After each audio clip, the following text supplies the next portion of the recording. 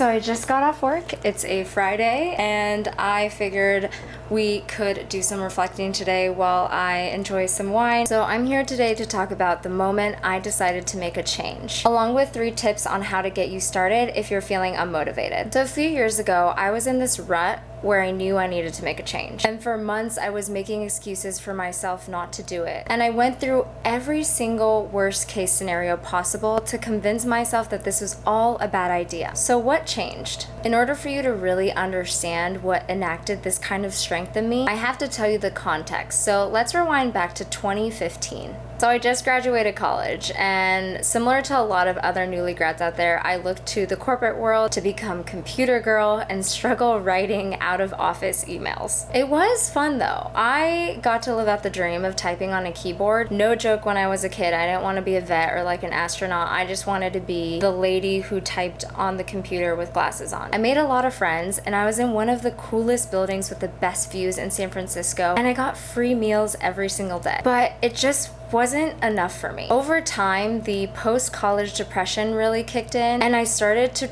really wonder what my psychology degree was all for. And so then I hit a wall. A long 3-year wall of self-loathing and confusion. I could barely write goals for myself in my performance reviews. But for me, the last straw was this. This 3-year confusion, depression, it started wearing on me so heavily that it started to bleed into other people's lives. I started distancing myself from friends that cared about me. I started isolating myself from any type of social gathering. And I even started losing touch with the most important person in my life, which was back then my boyfriend, and thankfully now my husband. This truly is not the easiest thing for me to talk about, but this was the actual turning point for me. The loneliness, the self-hatred, the rock bottom motivated me to change careers. I know it's not the most glamorous of stories, but looking back on it, I feel like in order to become better, I had to become worse first. So I'm not really proud of those moments or